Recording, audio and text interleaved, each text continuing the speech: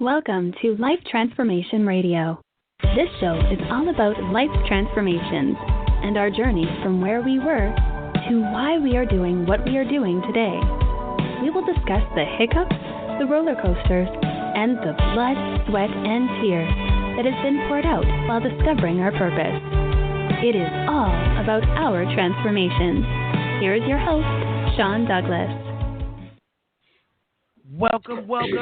Welcome everyone to Season 5. This is episode number 1 of Season 5. Thank you so much for coming back and listening to the show. Thank you so much for supporting us starting from 2017 and on to today. It just warms my heart to be coming back for Season 5.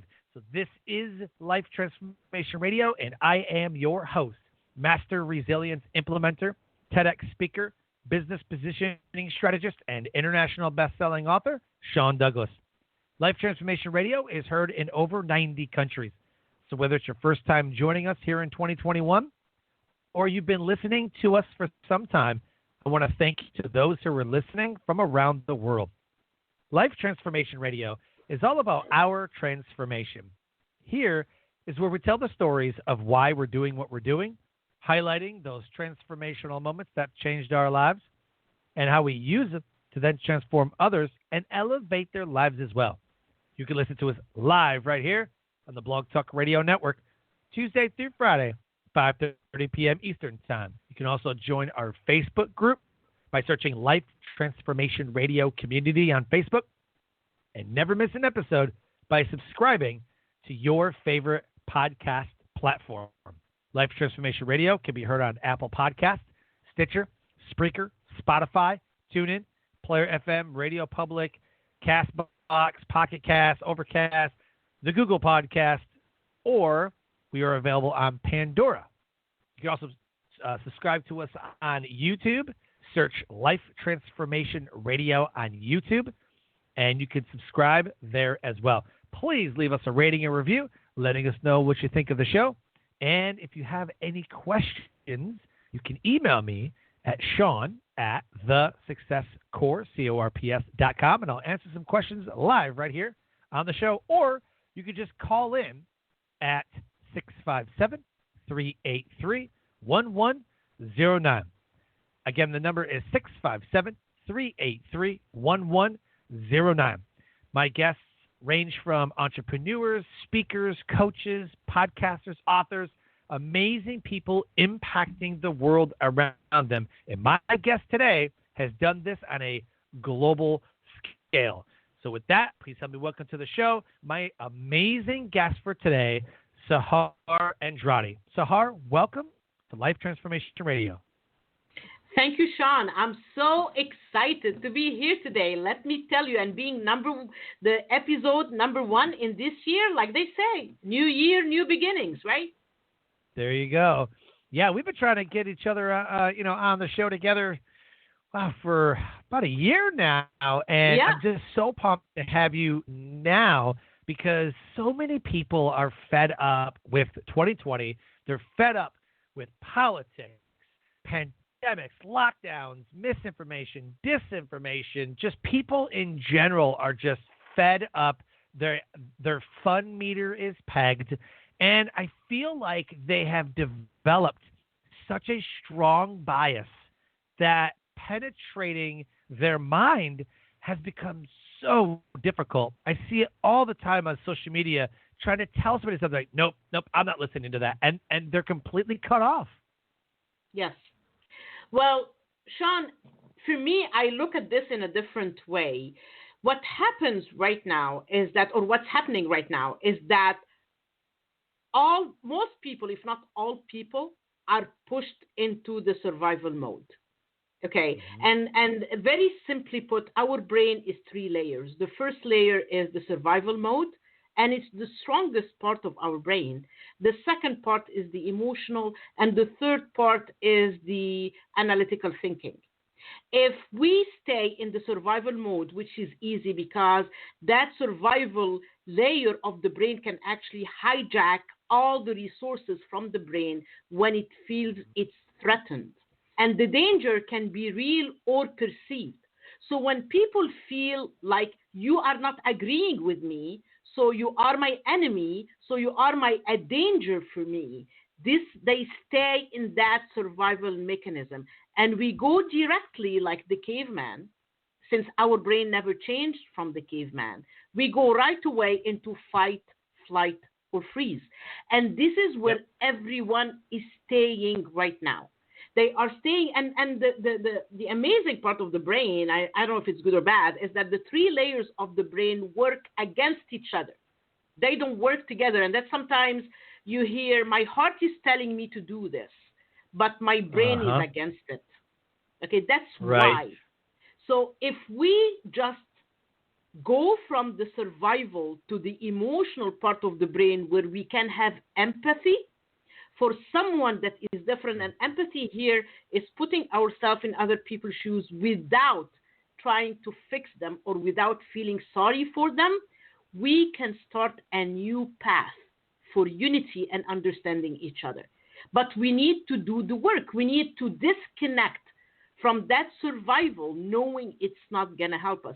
And there are very simple techniques that we can do. Just when you get triggered, if someone gets triggered or upset because someone is saying something that they don't agree with, you can just take deep breath for like 30 seconds.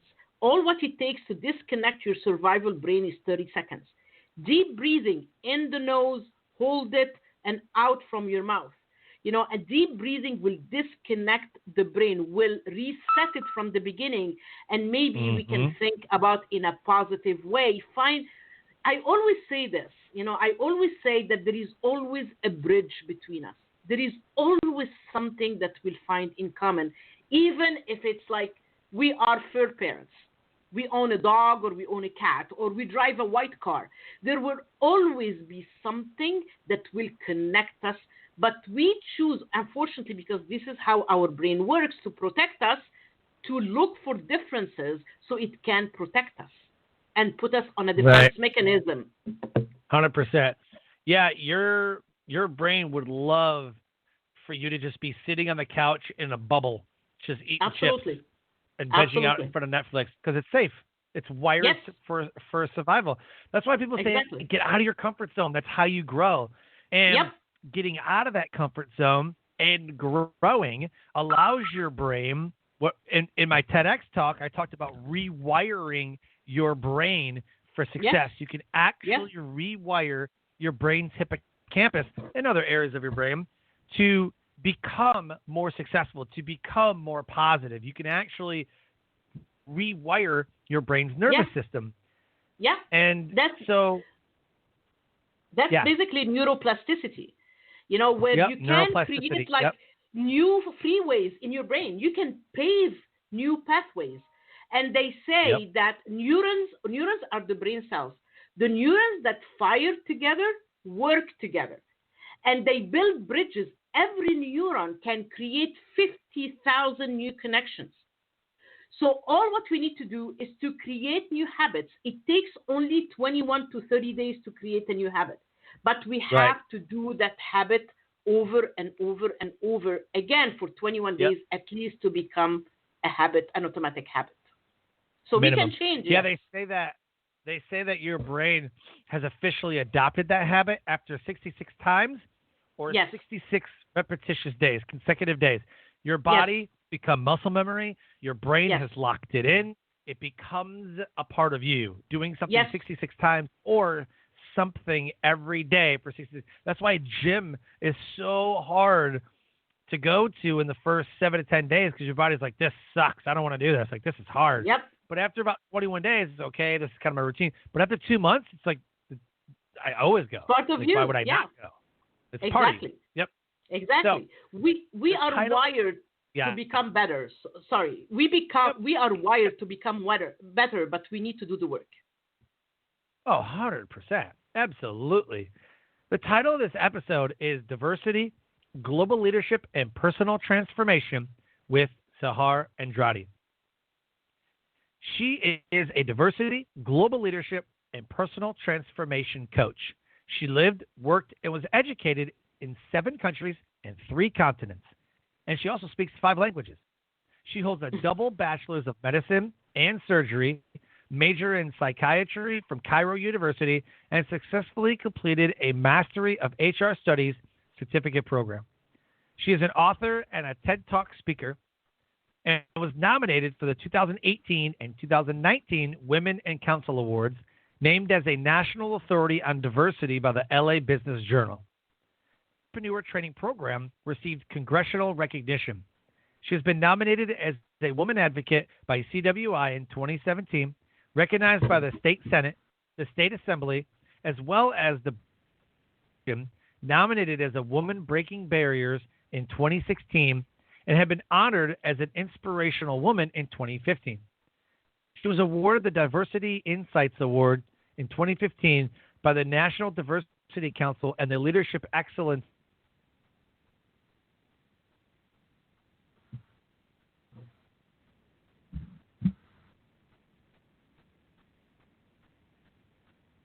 AM KFNX News Radio. She teaches Women Executive Leadership Program.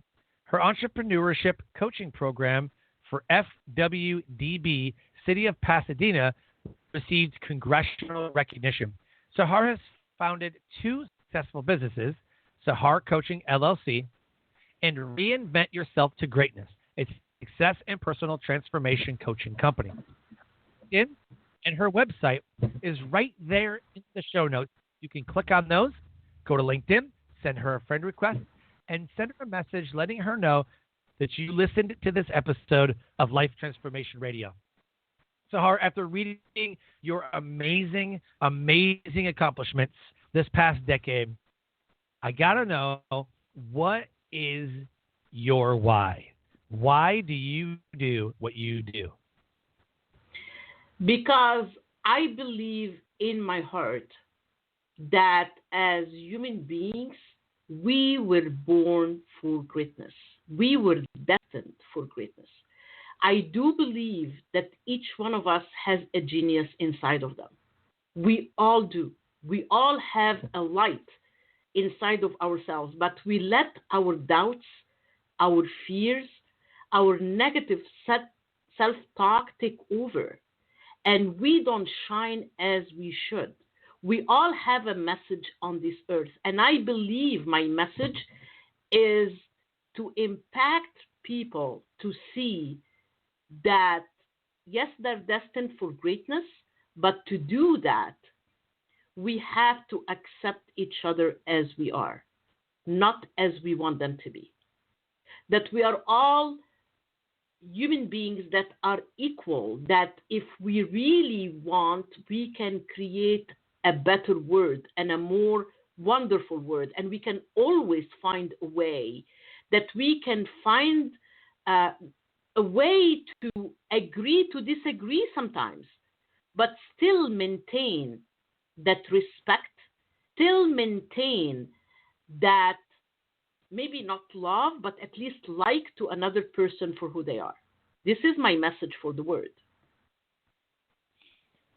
I find it mind-numbing, not even mind-blowing. It's mind-numbing that you cannot disagree with someone without an unfriend from Facebook, a block from Twitter, a nasty Facebook Messenger message, an email tearing you down. Like, because I don't agree with everything that you think, all of a sudden I'm a horrible person. And what I notice is that birds of a feather flock together. So you'll see people like, well, I'm looking for like-minded individuals. That I totally am not. I don't want to hang out with like-minded individuals, because if you only hang out with like-minded individuals who think like you, you're never going to grow. Mentally, emotionally, spiritually, you're never going to grow. You have a think tank of people who think exactly the same way.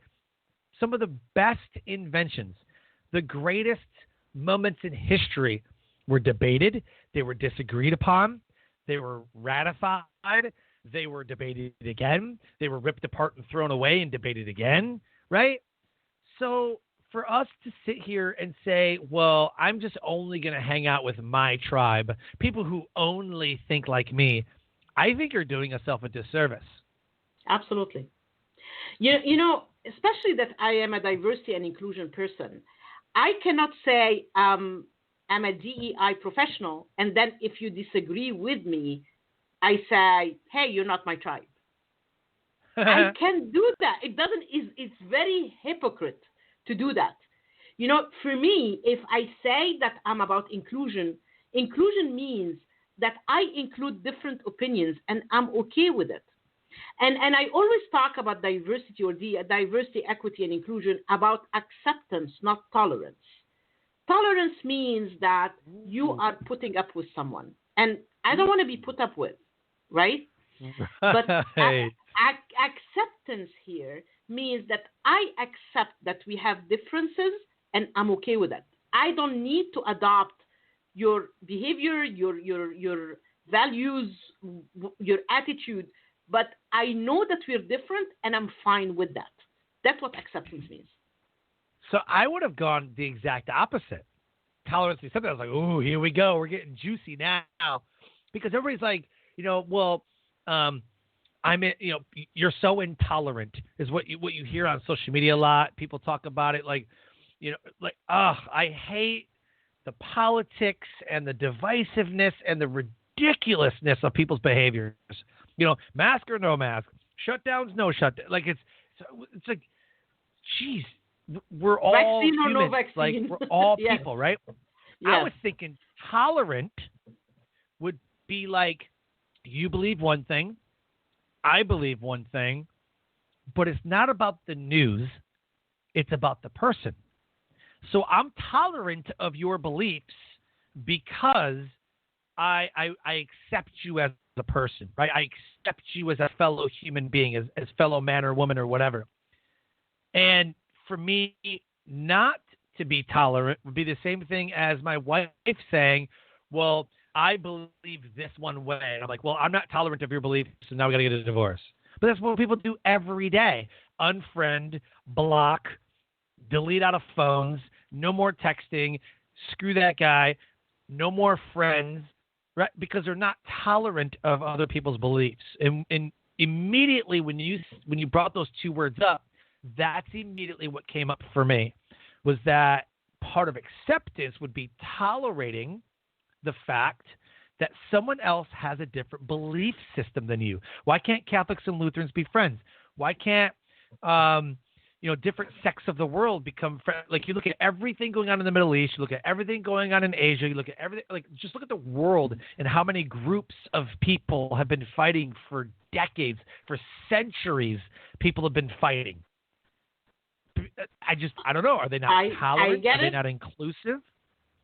They're neither tolerant nor inclusive. For me, diversity and inclusion is about starting difficult conversations that are not going to be comfortable, and it's going to get messy. It's exactly when you are trying to get someone go through a path of success. Do you want them to be halfway, which is tolerance, or do you want them to be an absolute success, which is acceptance? Which one would you work for? If you're going to do the work, that makes sense. You know what I mean? Yeah. So I'm not going to, especially that we're doing the work now, and it's not easy. So why should I put all my effort and put all my brain and my heart and my soul in something that at the end the results might be mediocre? Why don't I shoot for excellence, which is acceptance, if it's the same work? Got it. I mean, you break it down like that, it completely rips apart my whole entire thought process and arguments I just made. So there you go. I like it. What I want to talk about real quick before we go into your transformational story is, we both talk about the unconscious bias. Yes. And we both talk about, your cognitive behavior. Yes. So what I want to do real quick is for the listeners, let's address what the unconscious bias is and how to find it, how to spot it. How do we know you're like, crap, here comes my bias again? Yes. Okay. So unconscious bias, just by definition, is unconscious, meaning that we don't know it's happening. And I want to remind everyone that no matter who we are, no matter how open-minded we are, we all do have unconscious bias. It's what we do with it that really matters. It's exactly like anger. We all have anger. Is what we do with it when we have anger. And it comes back to emotional intelligence and self-awareness. So in conscious bias, we have it again because our brain first function is to protect us from danger, real or perceived. And it's also an efficiency tool, meaning it tries to save calories as much as it can. When we understand that we are subjected to 5 million pieces of information at any second, and our brain can understand or decipher maybe 40 or 50, but can process only 5 to 7 pieces of this information, then we need unconscious bias that basically are categories or boxes that file what we see automatically in our brain. So that causes faulty assumptions most of the time, more than 99% of the time. Understanding that unconscious bias are basically downloaded patterns and behaviors from our first contact in life, like from our parents, we are still our 7-year-old because we grow in an environment and absorb till 7 years old. We have these theta waves in our brain where we absorb everything like a sponge. So we take everything from our parents, then from schools, then whatever religious institutions we go to, then from our family, and it becomes part of who we are. So their blind spots become our blind spots. And I attribute unconscious bias as basically a blind spot. So when we drive a car and we get into an accident, it might not be our fault, but it's 100% our responsibility. And that's why we need to understand that, like you said, confirmation bias, and this is basically what's happening right now. It's like if I believe in something, I will ignore and I'll become deaf to anything that is different than what I believe. And I would go and look for proof that confirm what I'm thinking about without opening my mind to look at the pros and cons and do my own assessment. That's what confirmation bias is. And then when you say... My favorite example of what you just said, what kind of car do you drive? I drive a Lexus. Do you see those everywhere? Of course. Again, it's affinity. It's affinity bias. Did you not see those before? Did you not see those before? Not as much. This is the most perfect example of confirmation bias. You'll see a car. Oh my gosh, I love that Lexus. Oh, the IS 300. Oh my God, I love it. I love that car. And I got to get that car. And all of a sudden, you now own that car, and you're like, I see this car everywhere. Everywhere, yes. That car was already there. It was already there. You just weren't noticing. Yeah, so your brain is starting to pay attention. Yep. There's a research study that says what you focus on will expand. Same thing that Tony Robbins says, right? What you focus on expands. So where focus goes, energy flows. So if you focus on the negatives, all you will find in life are negatives. If you focus on the positives, all you will find in life are the positives. Not to say that the negativity won't be there. It's already there. The positive, abundance, money, wealth, positivity, it's already here. It's in the universe. But you chose not to find it because your confirmation bias says the world's negative and you've only sought out negativity. You've never opened your mind to the world's positivity. Anyway, that's my end of the rant. You just like triggered my heart. Yeah, energy flows where attention goes. Yes. Yes. Yep. Okay. Anyway, keep going. You're a rock star. So you just unconscious. Flooded my heart Go for ahead. a second. Yes, I was saying you flooded my heart. You were getting into like my nerd realm. And the affinity bias now is basically what we call in groups. You just said, oh, I want people that think like-minded people. Why do they do that? They do that because it gives them, again, a sense of safety, even if it's a false sense of safety. Because they did actually a medical research, they did MRI testing on people when they think about themselves, what areas of the brain lighten up. And they found out that when we think about people that we think they are our tribe, or people that are our people that maybe look like us, speak like us, came from the same background, went to the same school, that we have things in common, when they did the MRI on their brain, the same areas that lighten up when we think about ourselves lighten up when we think about our people. So the brain does not discern a danger.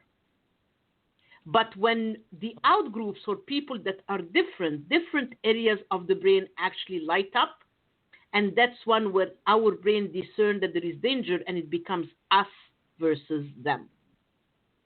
Right. That's what affinity bias is. Yeah. And of course, it can be applicable to everything, including recruiting and interviewing people for jobs. It goes everywhere, not only in politics. It goes to everything in our life. Yeah. Yep. They've met all of the neuro research that has gone on in the last decade or more is just absolutely revolutionary. One of my favorite ones is the Barbara Fredrickson study. She's a North Carolina UNC researcher at Chapel Hill, and she has a theory called the broaden and build theory. And what that means is that when you rely on the positives, when you find the positives, build on those positive moments, that you actually become more broadened. You become more growth-minded. Yes. When you focus on the negatives, and each negative itself builds on itself, just like the positives, you can build on a positive moment and build more positivity, more just like that. In negativity, you get one negative thing, then that's why they say happens in threes. Oh, I got two more negatives, another one's coming, and ultimately it's going to happen because you said it was going to happen. You confirmed it in your mind that was going to happen. And you attracted it. Yes, you attracted it.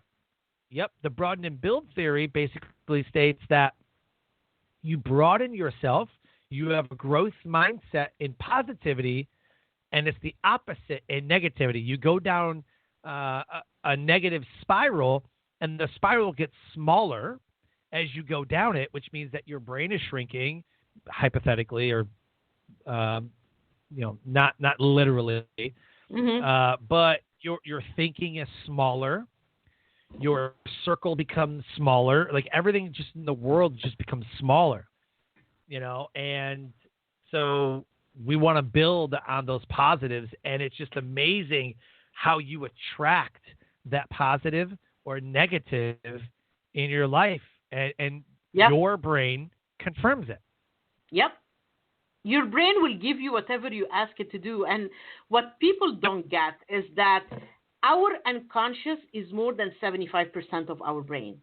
But whatever we tell our unconscious to do, it will find a way to give it to the conscious. But what people don't know is that our brain cannot detect the difference between positive and negative, because negative is our default. Thinking negative is our default. To change it to positive, it takes work. For example, if I want to lose weight and I keep telling myself, don't eat sweets, the only thing that my brain hears is sweets.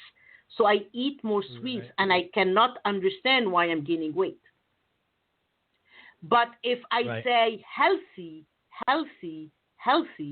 it will give me whatever I need to become healthy. Our brain will always give us what we want, but the name of the game is to know how to talk to ourselves. Oh my gosh. If you want a great research study on self-talk, look up the white bear phenomena. Have you heard of this, the white bear phenomena? No, I'm writing it down. It is a confirmation bias research study So they tried everything. They tried brown bears. They tried different animals, leprechauns, everything. They tried everything, but only thing that stuck in people's mind was the white bear. They had a picture of a polar bear, and they said, okay, I want you to look at this polar bear. Study this polar bear. It's like for 1 minute. Study this polar bear. Don't look at anything else. Only look at the polar bear. So they looked at it. They took the picture away. I said, now close your eyes. Whatever you do not think of the polar bear. Whatever you do. So for the next minute, I'm going to start a clock. Okay? And do not think about this polar bear. Here we go. Time. And then they started this 1 minute, right? They were like, whatever you do, don't think about the polar bear. Think of anything else but white polar bears. Not the fluffy white polar bears in the picture. Not its black nose and its black beady eyes. Not even Coca-Cola bears. Do not think of the polar bear. Whatever you do, just don't think about it. And they said this over and over again for a minute. And I do this in class in my resilience training. And people laugh. I said, after a minute, I said, who thought about polar bears? They're like, well, you kept saying that. And I'm like, uh-huh. You're right. Exactly.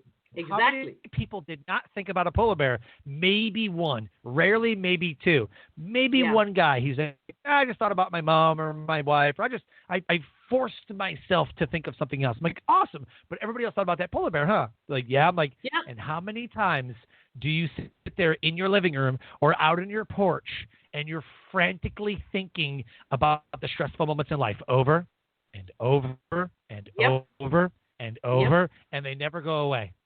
Because all you're focusing on is the negative. Exactly. You got to look at this study. It's amazing. I will. I wrote it down. I definitely will. It's my number one study that I cite inside of, and I do these exercises. I'm like, I want you to do, you got to do this. So get a picture of a polar bear and say, here's a polar bear. Okay. Look at you can put it up on the screen. Like, everybody look at this polar bear. Right? For 30 seconds to a minute, just, I want you to look at it. It's so pretty and whatever. And then shut it down. And I say, everybody, close your eyes and don't think about it. Whatever you do, don't think about it. Don't think about it. Don't think. And you just keep repeating that. And then everybody starts laughing. But it's a great exercise for them to put into practice that what you think about will come up in your life. Exactly. Always. Okay, that's a great one. I wrote it down. There you go. So I want to talk about your transformational moment. Everybody has one. Everybody has multiple ones. But what was a transformational moment for you that happened to you and it put you on the path to what you're doing today? You know what, Sean? I have so many. It's just, but I think I will share the first one that brought my awareness that I was different. So I grew up as a diplomatic brat where every 4 years we would move to a new country. And with every move, I would be the new kid on the block, the weird kid, the strange kid, the one with an accent, the one that talks different, the one that might look different. And I still... every 4 years, I kind of like really hated it. And now I really appreciate it because it gave me a first-hand cultural competence, diversity, and acceptance perspective on life. But the first one that I had, I was probably 10 or 11 years old, and I still remember that day. Because of the moving and hating it, I started eating like crazy, and I gained so much weight. I doubled what I used to look like.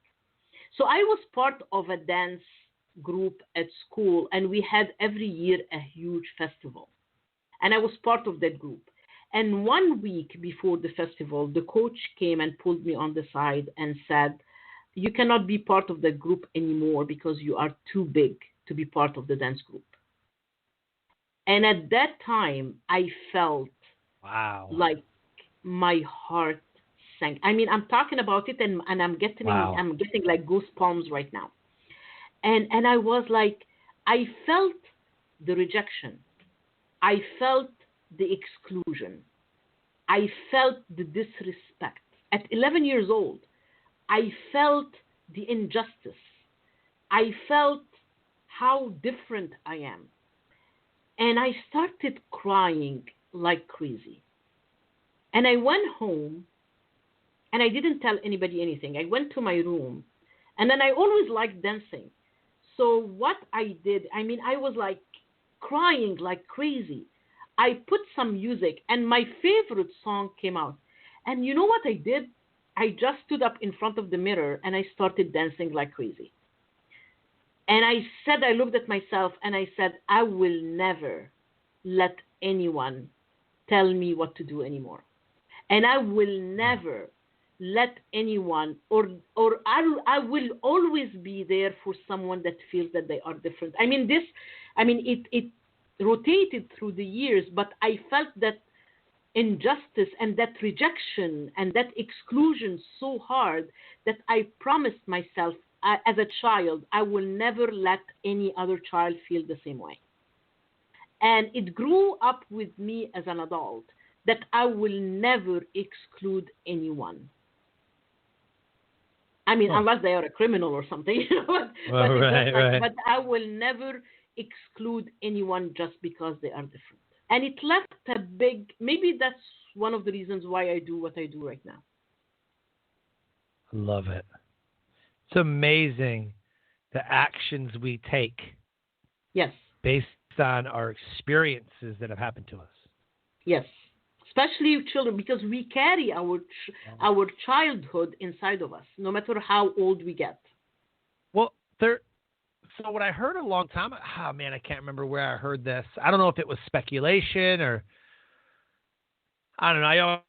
I'm like a science nerd, kind of like research studies. I want to know, I saw one the other day, and it said Florida State or a university in Florida somewhere tested 10 million people and found out that there is no asymptomatic spread of the coronavirus anywhere based on a 10 million person study. I'm like, no way did they do 10 million people. But I still love the fact that they did studies. Whether it's true or not or whatever, that's a cool study. Absolutely. And you know what, just not to go into COVID or politics or whatever it is, just to let you know, even ABC medical virus, even if you are asymptomatic, you always carry the virus. Right. Right. And they were looking at asymptomatic spread, but it was just a really cool study. And I dig these studies. Yes. I don't remember where I saw it, but it said that when you look at older people in their 70s, 80s, 90s, you're always sad for them. When you look at babies and you look at toddlers, you're always happy for them, no matter what. If you look at your behavior, when a toddler is walking, it's the same thing as when the older person's walking. They're doing the same thing. They're stumbling, bumbling, whatever. You're like, come on, you can do it. But if you go to your grandma, whatever, you're like, oh my gosh, don't fall. Oh my God, you're so afraid for them. But for the babies, you're like, oh, you fell, get up again. And the reason is because that child represents life. Yes. And that senior citizen, the 70, 80, 90-year-old, represents end of life. Yes. So your behavior, your bias towards them is that of positive for child, negative for older. Yes. And we look at older people, and we look at older people as incapable people. That's ageism. And remember, ageism doesn't go only from younger to older, but from older to younger as well. Yep. And I remember seeing that a while. Oh, I can't remember. A year or two ago, they started talking about ageism. I'm like, what? Yeah. What is that? And it's like a thing. And so, there's so much. That's why I love the mediums that we have today. I just feel like social media and everybody being connected, these are the conversations, these are the studies, these are the topics, these are the moments that are just the opportunity to grow. And if you're not having these conversations, then you're not growing. Absolutely. And remember, like you said earlier, miracles happen only when you step out of your comfort zone. Right. Absolutely. So let's So before we end the show, what I want to do is talk about how you elevate the world. I mean, you have so much to offer with your diversity, entrepreneurship training, the personal transformation coach. So tell everybody what you're working on in 2021, books that you've written, ways that they can do business with you, coach with you. This is your platform. Thank you. So I have, like you said, I have two businesses. One that is Sahar, Sahar Consulting.com, and it's basically corporate leadership, diversity, equity, and inclusion. And I do training, consulting, and public speaking in that. And a couple of years ago, I felt that there is a huge need, specifically for women business owners, to reinvent themselves. And that's why my second website is reinventyourselftogreatness.com. And I look at 2020 it was a very challenging year, but it was also a good year that showed us how resilient and how strong we are, that we can come on the other side victorious with success. Yep. So 2021 for me is a rebirth year. So I am taking that with new coaching programs, self-development, changing negative to positive. Even my entrepreneurship programs are based on 80, and that's what I all tell everybody I coach. 80% of being an entrepreneur is who you are as a person, your leadership skills. And leadership skills are not your outside skills, like developing people, building teams, but actually your inside leadership skills. Your business acumen, your emotional intelligence, your social justice, not only the learned ability to be a leader, who you are on the inside at the core. What's your vision, your why, like you said? How self-aware are you? And then marketing, 80% is psychology. So again, saharconsulting.com for diversity, equity, inclusion, and leadership. Reinvent Yourself to Greatness are my coaching programs, either for entrepreneurs or for self-development. And I usually on LinkedIn, if you follow me, I always do free webinars. Like on the end of January 26, 27, and 28, I'm doing a free boot camp for entrepreneurs. So I always do free webinar. If you follow me on LinkedIn, you find me under Sahar Andrade Speaker or just Sahar Andrade. You'll find all my news and all the events that I do. Thank you, Sean. Love it. Oh, absolutely. And my book. Yeah, what's a great book for them to get? My book is 49 Things About Entrepreneurship That Experts Don't Want You to Know, and it's on Amazon. That's a great title. That is an amazing title. Like, just for SEO purposes and just for marketing purposes, that title is amazing. Yeah. It's on purpose. It's on purpose. Oh, yeah. I'm just saying, like, that's a great title. Like, they don't want me to know. Oh, my gosh, I must buy this. Exactly. It's curiosity. Yeah, picking this curiosity. Controversial. Yep. Absolutely. So take a lesson there, folks. Take a lesson if you're having trouble writing a title for an upcoming book, things that people don't want you to know, because now we got to know. I have to know now. Exactly. So as we close the show, you gave a message in the beginning, and I want to kind of reiterate it to the listeners. We're going into 2021. It's the first full week of the new year. We have so much craziness, to expect with politics in January, and then we got relationships that abruptly ended in 2020 because Valentine's Day is coming up. It's going to be really sad. And then people are still in virtual school, and people don't like virtual school. And there's just a lot going on in the first 3 months. Spring break's going to come, and nobody knows if we're going to be locked down or nothing. Can we go on cruises still? Spring break's going to be in your living room. So what's the message that you want to leave the listeners with at the conclusion of this show? Sure. I do believe sincerely that everything that happens for a good reason, even when we fail at the time. Of course, here my heart goes to every single person that lost a person to COVID. I mean, my heart, my sincere condolences for anybody that passed away from COVID. But as we survive, we need to start looking at the lesson that we need to learn from what happened. There is always a lesson that the universe is trying to share. And if we are emotionally intelligent, we should look for that lesson. Whatever happened in 2020 should not go back to the dust, should not just go, oh, whatever, 2020 ended. No, we should go back because people, some of them succeeded like crazy and some didn't. And the difference is that people didn't look for only survive, but to thrive. And they did that by pivoting. I'm one of the people that, and that's why my business went great, in 2020.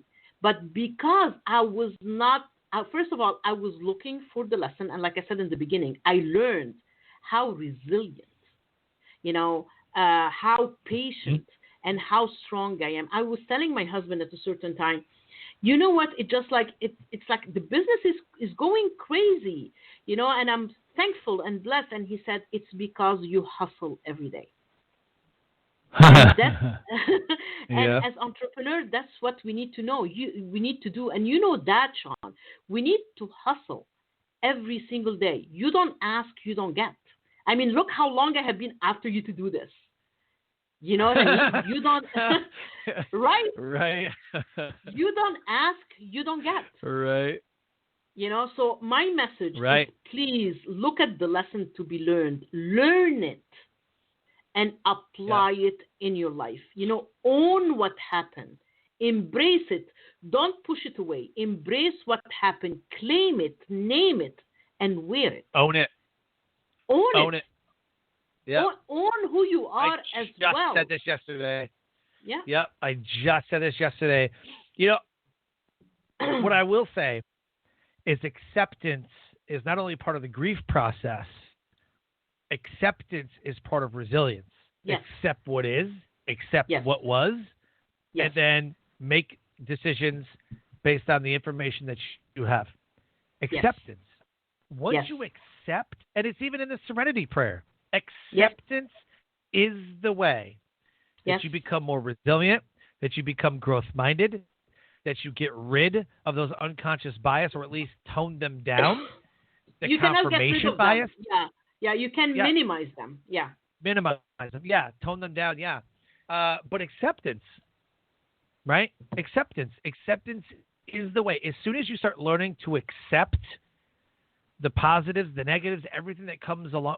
Like, entrepreneurship isn't fun and glamorous, and we're not sipping Mai Tais on the beach.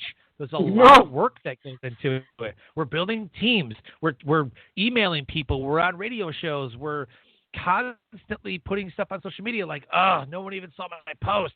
But, like, it's all part of the process. And when you accept what is and you accept what was, you can then go forward clean, not with a heavy heart, not with a lot of baggage, and you can just start making really good decisions. So I just want everybody in 2021, acceptance. We talked about it earlier, tolerance and acceptance. I want everybody to have acceptance. Just because you don't like something doesn't mean that you have to accept into your life the negative or the thing that you don't like, but the fact is you have to accept that it exists. And once you accept that it exists, then you can start making better decisions. Yes. Non-biased decision. Non-biased there you decision. Go. Throw that in there. Awesome.